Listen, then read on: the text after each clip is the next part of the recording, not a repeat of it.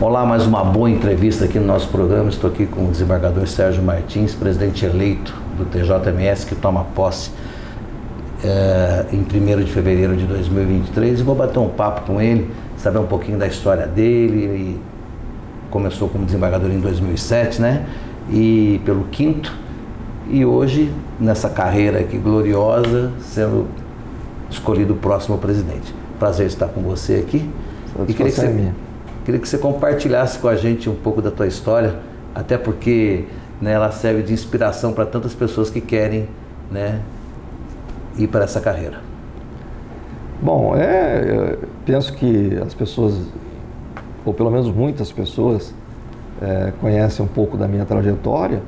Eu tive atuações tanto na advocacia privada, 25 anos, na advocacia pública, na medida que eu fui procurador-geral do município por 8 anos, e também atuei na vida pública, tanto na área do executivo quanto na área do legislativo. No executivo, exercendo cargos como secretário adjunto da Casa Civil na época do governo Pedrocian, coordenador regional do projeto Rondon um pouco antes, e depois procurador-geral do município. No Legislativo, vereador de Campo Grande, presidente da União de Vereadores de Mato Grosso do Sul, e também na vida acadêmica, né? Lecionei por 20 anos no CDB e depois dessas participações todas, nas quais eu tive a felicidade de ter e de adquirir bastante experiência, posso dizer, um êxito relativo, né, nessas ocupações que eu desenvolvi. Eu abri aqui no tribunal a vaga pela aposentadoria do desembargador Carlos Stefanini em 2007, e eu então coloquei meu nome à disposição, uma vez que eu também tinha uma atuação muito próxima com a classe, com a OAB, com a atuação institucional da OAB, enfim. E eu então resolvi colocar meu nome à disposição. Foram candidatos pela vaga do 5º Constitucional dos advogados, em torno de 27 advogados, colegas. Tudo isso? 27, foi uma das eleições mais concorridas. Tive a felicidade de ser incluído na lista sextupla da OAB. Depois essa lista, como manda a legislação, foi encaminhada ao Tribunal de Justiça. O tribunal aqui reduziu essa lista, porque é assim que funciona, para 3 nomes. E aí vai para o governador fazer a escolha. Exatamente. E aí foi para o governador, que à época era o governador André Putinelli, e ele então escolheu o meu nome. Em 2007 você entra aqui. Você vem de uma larga experiência, que isso é muito bom, né, para quem precisa ter vários olhares para quando você está julgando, porque quanto mais experiência você tiver na vida, mais você consegue entender as coisas. Mas eu queria saber, você é de Dourados, né? Você fez faculdade de Direito aonde? Bom, não, eu sou nascido em Dourados, mas a minha família toda ela é de Ponta Porã. E como meu pai foi magistrado de carreira, ele percorreu várias comarcas do Mato Grosso Uno, à época. Sim. Entre elas Cacilândia, Rondonópolis, e depois foi promovido para a capital, que era Cuiabá. E à época o estado ainda não havia sido dividido, ele já era desembargador lá no Mato Grosso, e eu então disse a ele, lá nós tínhamos uma excelente faculdade, que era a Universidade Federal de Mato Grosso, que aliás ainda existe. Mas eu disse a ele que gostaria de estudar fora e que tinha preferência pelo Rio de Janeiro, porque inclusive uma parte, ele mesmo havia se formado no Rio de Janeiro. E ele, enfim, me apoiou, e eu fui então fazer o vestibular no Rio de Janeiro. E lá eu fiz o 3º ano junto com o que a gente chamava de cursinho na época, que era um curso preparatório, ao mesmo tempo. E logrei ser aprovado na Universidade. E cursou a Faculdade de Direito lá? Na Universidade Federal do Rio de Janeiro, que era a mais concorrida, a antiga Faculdade Nacional de Direito. E fui o quinto colocado de um grupo de 5.000 candidatos que buscaram a vaga na Universidade Federal. E tanto que quando eu voltei para Cuiabá, com o resultado da aprovação, fizemos uma festa grande lá. E aí cursei a faculdade lá, no Rio de Janeiro. Nada obstante, tivesse faculdade lá e também tivesse aqui, porque logo depois dividiu o estado, eu estava na faculdade e aqui já tinha, mas aqui só tinha a FUCMAT, a antiga FUCMAT. E aí você vem para cá. E ser desembargador hoje é uma inspiração pelo seu pai? Foi um acontecimento? O que você acha disso? Não, eu acho que essas coisas a gente não escolhe muito, né? Quando não é por concurso. Eu, na verdade, é evidente que sempre eu tive o estímulo até o pedido do meu pai, minha mãe, faz o concurso para juiz, faz o concurso para juiz. Mas eu achava que eu não tinha vocação para magistratura. Embora eu era muito atento a essa parte, acompanhava meu pai desde os 10 anos de idade, que era mais ou menos quando eu passei a entender as coisas, ia ao fórum, acompanhava ele bastante no trabalho dele, então eu praticamente fui forjando a minha vida ali. Foi uma coisa natural. Então. Eu inclusive até brinco, né, que comigo aquela frase, quando eu vim para cá, dizia, me joga no fogo, mas não me joga na água, né? Porque, na verdade, quando eu fui escolhido, praticamente eu saí nadando, porque era uma coisa que eu já conhecia. Você já fazia uma coisa natural. Eu já conhecia desde 10 anos de idade. Então, num primeiro momento, eu não cogitei por nenhum segundo em fazer o concurso. Tanto que eu voltei para cá, não só o concurso para a magistratura, não cogitei nenhum concurso. Eu gostava muito da advocacia, né, e gostava também bastante de política. E eu achava então que as duas coisas não combinavam. Eu não ia fazer um concurso para magistrado, tendo vocação que eu achava que eu tinha, porque na verdade depois minha mulher mostrou para mim que eu não... mas deve ter uma veiazinha, um pouquinho. Mas ela mostrou para mim que eu não tinha vocação nenhuma. Ou que tinha vocação para outras coisas. Aí ela fez eu desistir. Mas o fato foi que nunca pretendi fazer o concurso. Então a gente não escolhe. Isso é uma coisa assim, também aquela expressão popular, diz, o cavalo passa arriado. Quando chegou nessa oportunidade, eu já estava cuidando de outras coisas, eu tinha voltado à minha advocacia, voltado porque eu tinha saído em 2004 da Procuradoria, então eu tinha voltado a advogar, expandido meu escritório, inclusive estruturado um escritório em São Paulo, além do São Paulo, o escritório que eu tinha aqui, e estava muito animado com o retorno à advocacia. Advocacia, assim, só advocacia, porque aí não tinha outra atividade. E aí veio a vaga, surgiu a vaga, que era do Quinto Constitucional. Poderia não ter surgido a vaga. Poderia ter passado, por exemplo, a PEC, da chamada PEC da Bengala, que estendeu o mandato para 75, para 75, aí ela não ocorreria naquele período. Enfim, uma série de fatores poderia ter ocorrido. Mas ali aconteceu mais ou menos toda uma situação de uma confluência de fatores. Mas pelo que você está me falando aqui, eu estou entendendo que se você continuasse na profissão de advogado ou na que você está hoje, você estaria bem, porque você estaria fazendo as duas muito bem feitas. Com certeza, eu tenho certeza disso, porque eu sempre, não é querer dizer mas eu já tinha uma projeção como advogado, né? Não chegaria ao tribunal se não tivesse uma projeção, não só de 25 anos da advocacia, como também a própria procuradoria, né? Você ser procurador-geral do município como Campo Grande, por 8 anos, né? Foram 2 mandatos do prefeito, e conseguir se manter lá, né? Porque tem que ter competência. Sérgio, como é que a escrita aparece na tua vida? A Academia Sul Mato Grossense de Letras, né? Você tomou posse recentemente, né? Acho que não tem um ano ainda, né? Um ano, já fez um ano já. E como é que isso surge na sua vida? Não, a literatura, de modo geral, ela foi desde sempre, né? Desde jovenzinho, desde adolescente.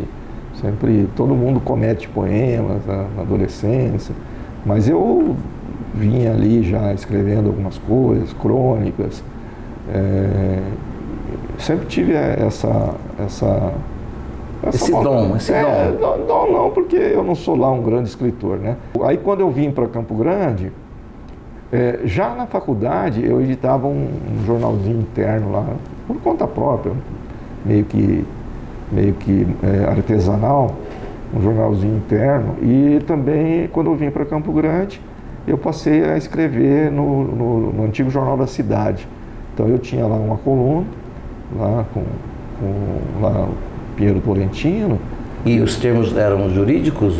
Não, eu escrevia mais para poesia? Não, eu escrevia de tudo, né? Eu escrevia ensaios jurídicos, escrevia crônicas, de vez em quando, muito raramente, mas às vezes publicavam um poema. Mas ali eu fiquei assim com uma certa constância, porque eu fiquei 2 anos regularmente, né? Então ali eu fiquei com uma certa constância. Aí sempre produzindo alguma coisa. Sempre participei muito aqui, lá também no Rio, da vida cultural. Nós lançamos aqui uma revista, até que foi endossada pelo Manuel de Barros, isso lá em 1986, chamada Revista Mugido, né? Essa é bem regional, hein? Mugido. Era o Alex Fraga, o Sérgio Medeiros, eu, era um grupo de autores. O Manuel publicou nessa revista para dar uma força para a gente. Era um grupo de jovens escritores. Fizemos aqui o primeiro varal de poesia que teve aqui, foi feito por esse grupo. Fizemos umas coisas assim. Bem bacana. E você gosta mais de ler ou de escrever? Não, ou os dois? Para escrever você tem que ler, né? Tem que ler. Para ler tem que escrever. E a minha profissão exige, né? Eu sou obrigado a ler praticamente o dia inteiro, né? Então, exige.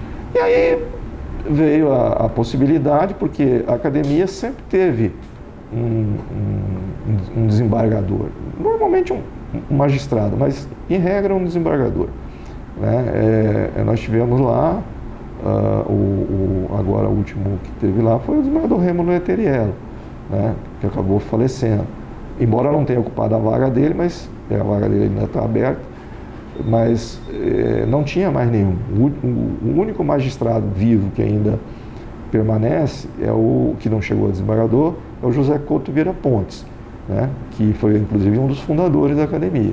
Aí veio uma espécie de convite, olha, mais ou menos uma oportunidade. Eu acho que o Henrique, presidente, né? Eu imagino que talvez se tivesse já um desembargador lá, eu não tivesse tido a oportunidade de disputar, porque... E a cadeira que você pega tem algumas coisas muito parecidas com você, né? Toda ela tem a ver, né? Tem muito a ver, né? Toda tem a ver, porque todos os ex-integrantes dela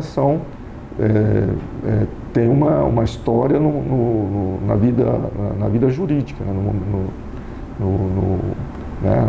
O Eduardo Machado Metelo, enfim, todos eles têm uma... E agora, você como presidente eleito, como você vê esse novo desafio para um biênio, né? 2023, 2024. Até antes de a gente começar a gravar essa entrevista, você falou assim, vai ser bem desafiante, porque o presidente atual, o Contar, né? Ele tem feito muitas coisas, né? E aí vai deixar para você, vai te passar, né, uma presidência Lógico, sempre tem coisa para fazer, mas você acha que é mais desafiante? Na verdade, não é só o atual presidente. O tribunal tem tido excelentes administrações, salvo um caso ou outro que não foi assim, necessariamente alguma dificuldade do presidente, mas dificuldade do contexto, né? Então nós tivemos alguns presidentes que sofreram um pouco, tivemos momentos difíceis no Estado, no país, aí sofreram um pouco, mas em regra o tribunal vem desde a sua fundação, né? E aí nesse ponto eu destaco os 3 primeiros desembargadores que vieram do norte para implantar aqui, né? E que foram presidentes pela ordem, o desembargador Leão, depois o Leão Neto do Carmo, depois o desembargador Jesus e depois o meu pai, né? Que foi o 3º presidente aqui. E todos têm dado a sua contribuição. Mais particularmente agora o desembargador Contar teve uma administração muito exitosa. Então eu vou ter aí alguma dificuldade em pelo menos me manter à altura do que ele fez. Mas o tribunal, o Poder Judiciário de Mato Grosso do Sul, ele está já há algum tempo, ele está bem estruturado, né? Então, digamos assim, na parte estrutural, ele está bem estruturado. É um poder que já tem uma quantidade de servidores suficientes, né, bem treinados, bem preparados. Funciona muito bem. Funciona muito bem. Ele não é totalmente desfalcado de servidores ou com dificuldade de recrutar servidores. Para suprir eventuais faltas, tem um concurso que está em andamento, portanto, algum lugar que eu tenha que repor, eu vou ter onde ir buscar, não vou precisar fazer na minha gestão, abrir um novo concurso, porque isso demanda muito tempo, então eu vou ter condição de fazer isso. Embora o servidor sempre tenha razão em reclamar, mas o fato é que as remunerações são razoáveis, do servidor em geral, perto do mercado privado, então estão bem remunerados. E talvez uma ou outra correção de alguma coisa, isso está tudo previsto no orçamento que foi aprovado agora pela Assembleia Legislativa, o orçamento de 2023, e aí depois eu vou fazer o orçamento de 2024. Eu acompanhei, porque o próprio Contar me permitiu acompanhar a elaboração desse orçamento. Que isso fica muito bom, né? Porque para dar continuidade. Porque né? Isso é muito bom, então, inclusive com previsão já do aumento e tudo que vai ser dado. Do ponto de vista da magistratura, da atividade fim, né? Porque os servidores são atividade meia, atividade fim, que é o magistrado prestar o serviço, né? Entregar a justiça. Também nós estamos servidos, porque os magistrados, nós estamos com todas as comarcas e todas as varas preenchidas, porque houve um último concurso, porque nós estamos com um concurso aberto para magistrado, porque é importante não deixar sem fazer os concursos, porque de repente não ter vacância, né? Porque de repente você tem uma evasão muito grande, e já aconteceu, aí você fica com um monte de comarca sem magistrado, aí o advogado reclama, a parte reclama, porque você não tem lá. Até porque o estado de Mato Grosso do Sul, ainda mais com a ponte, né, de Porto Murtinho agora, que vai fazer a rota bioceânica, esse estado está cada vez aumentando e desenvolvendo muito. E o judiciário tem que andar para e passo, porque senão não funciona, né? Tem a rota bioceânica, tem aqui também, você pega as indústrias de celulose, né? Agora só lá na região de Ribas você tem a cidade duplicou de habitantes, e aí duplica o número de demandas, porque você vai ter ali uma população que vai, né, aumentar. Tanto que nós estamos estudando a possibilidade. Vocês já estão com olhar para isso? De instalar uma segunda vara lá, porque a quantidade vai aumentar muito. Mas em termos de magistrado, nós estamos também bem encaminhados. Esse concurso, eu até sou presidente da comissão. Demora, todo concurso para magistrado demora, talvez eu devo terminar na minha gestão, mas vai ficar solucionado. Os magistrados, aí nesse caso o desafio que eu terei que enfrentar, embora essa parte esteja bem resolvida, é fazer, e até já é bom dizer isso, um freio de arrumação no problema que surgiu em relação à pandemia da Covid, né? Com a pandemia da Covid, e eu peguei isso como corregedor geral... Surte efeito até hoje? Surte porque, por exemplo, um efeito decorrente da pandemia é, no meu ponto de vista, o excesso de servidores e magistrados em teletrabalho, né? Então você tem determinados setores do judiciário que estão todos em teletrabalho, que foi uma necessidade da Covid. Mas o próprio CNJ, o Conselho Nacional de Justiça, esses 40 ou 50 dias atrás, numa deliberação, determinou que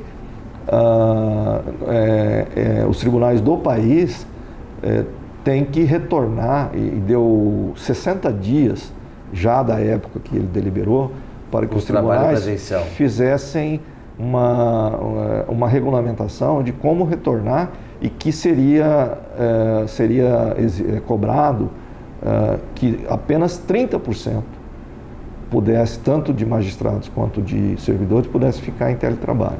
Então, as pessoas que tiveram que se afastar, ou que na época da Covid se afastaram,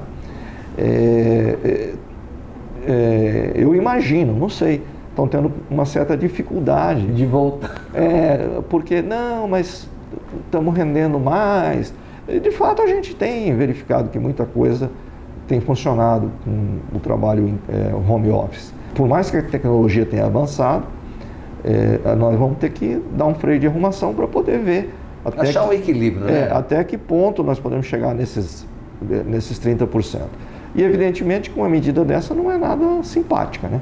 Não. Você ter que tomar uma medida dessa. Então, eu estou estudando com a equipe que já está, a Comissão de Transição, a minha equipe, para ver como que eu vou equacionar isso, mas vou ter que tomar essa decisão logo de início, no sentido de resolver. E esse é um desafio, né? E não sei se eu posso avançar nos desafios. Sim, com certeza. Da parte estrutural. Em termos de prédios e de construções, eu disse, o Contábil também fez muita coisa, mas ele não pôde, não daria tempo de ele fazer tudo, fazer uma intervenção radical, que eu penso que deve ser feita no Foro de Campo Grande, né? O Fórum de Campo Grande é um fórum que foi construído para durar, para ter uma vida útil ali de 10 anos, sempre com a expectativa dele ser depois construído ou aqui no Parque dos Poderes ou em outro local, até porque ali ficou exprimido. Sim. Naquele... Mas já tem 22 anos que ele está instalado lá. E com algumas inovações que foram introduzidas no Estado, que inclusive repercutiram nacionalmente, foram copiadas por vários tribunais. Isso é bom, né? É bom, o Estado é referência, vem gente do Brasil todo aqui acompanhar, por exemplo, a CPE. CPE, que é a nossa Central de Processamento Eletrônico. Então, os cartórios judiciais, quando você deve lembrar, quando a gente ia ao cartório, a gente chegava lá no balcão, tinha os servidores, eles atendiam, eu quero ver meu processo, eu quero não sei o que, eu quero peticionar e tal. Era muito arcaico. Né? Era muito arcaico. Então, como isso tudo foi digitalizado e foi tornado eletrônico, nós acabamos diminuindo, o Poder Judiciário, o número de servidores no cartório. Então, o cartório que tinha 8, 9, 10 servidores, hoje tem 2. E a agilidade aumentou, né? Aumentou muito mais. Então, são 2 analistas e um chefe de cartório, só 3. E aí, então, ficaram aqueles cartórios imensos, que não tem mais... Tem que ter umas readequações, então. Então, o advogado que ainda vai lá, ou a parte que vai lá, ela, às vezes, olha ali, parece um lugar meio... Um mausoléu. Um fantasmagórico, né? Olha, não tem ninguém. É que para uma época fazia sentido, para essa época não faz mais, né? E então, a ideia é construir um outro fórum? Não dá para construir, porque teria que construir aqui. Então, nós vamos fazer, assim como o presidente Contábil fez uma intervenção grande aqui no próprio prédio do Tribunal de Justiça, nós vamos fazer lá uma readequação, uma repaginação total, no sentido de adequar o tamanho dos cartórios, o tamanho dos gabinetes, dos juízes, levar mais serviços para lá, que nós temos ainda uns 2 ou 3 imóveis que estão alugados para atividades também, e nós vamos levar para lá, e enfim, vamos organizar. Também não, é um desafio, por quê? Porque normalmente ninguém gosta de que seu conforto, a sua situação de mudanças gera desconforto, né? E ali nós vamos ter... E você vai ter que fazer com isso com o fórum funcionando, né? Funcionando, né? Eu vou ter que me reunir com a associação, a direção da Associação de Magistrados Eleita, que vai tomar posse agora, e definir com o novo juiz diretor do foro, para que a gente possa fazer essa intervenção e com o mínimo de dano possível. Até porque a gente tem notícias de que sempre há juízes que, mas eu não quero mudar o meu cartório, a minha vara, não quero que mexa aqui, que fique aquilo ali e tal. Mas vai ser necessário fazer e nós vamos fazer. Então, do ponto de vista estrutural e de obras, é basicamente isso. O foro de Maracaju, que já estava previsto em 2 ou 3 orçamentos anteriores, mas que agora tem a verba destinada, porque lá o fórum já é bastante antigo e praticamente está definido o terreno pela atual administração, tem o dinheiro, então vai dar, nós vamos construir, que vai ser um único foro, embora o foro de lá seja propriedade do Poder Judiciário, nós só temos 3 comarcas que não têm foro. Dois Irmãos do Buriti, Coronel Sapucaia e Angélica. Angélica está sendo reformado, o prédio. Coronel Sapucaia é um prédio novo que a prefeitura fez, então fica só, o restante todos têm foro. Então são 52 foros construídos. Entendi. E lá em Maracaju vai ser um foro novo, porque o que tem lá está defasado. Um outro desafio para enfrentar em 2023? Por fim, o presidente também acertou uma área aqui dentro do Parque dos Poderes, que é aqui do lado da TV educativa. Essa área ela vai ser lançada ainda na administração dele, a pedra fundamental da construção vai ser uma obra modular. Ele vai lançar e possivelmente até talvez comece uma primeira parte que é plenários, porque nosso plenário aqui, não sei se você teve na posse do Ari agora, aqui do nosso esmagador Ari Raviante, não cabe ninguém, é um plenário muito pequeno. Tanto quando tem os eventos, acaba usando os dois, né? Do lado direito e do lado esquerdo, né? E mesmo assim ainda fica... E fica a gente indo fora ali. Então nós vamos fazer ele vai iniciar e eu vou ver o que eu posso dar continuidade. Não sei se vai ser possível terminar aqui, porque aí é uma obra grande. Ela é uma obra que mas já está no radar já. Está no radar, mas a gente vai dar continuidade. Além de terminar, porque também ele não vai conseguir terminar, mas já implantou no estado todo, no interior, a chamada energia fotovoltaica, né, as células fotovoltaicas, que vão substituir... E vai trazer uma economia considerável de energia.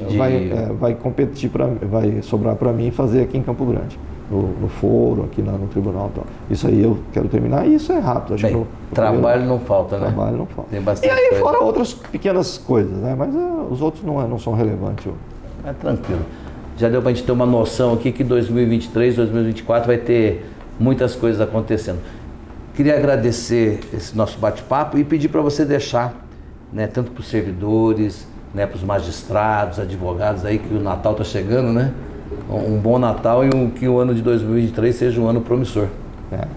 Não, eu antes mesmo de desejar boas festas, eu quero dizer para os servidores, os magistrados e sobretudo para o cidadão e o usuário, aquele que procura o judiciário, né, seja pessoalmente, seja através de seus advogados, que nós vamos procurar dar uma ênfase muito grande no atendimento. O Mato Grosso do Sul já é considerado um estado bastante rápido na prestação jurisdicional, mas vamos procurar melhorar muito mais, sobretudo na questão da tecnologia, do serviço de TI, que nós vamos investir muito nessa parte.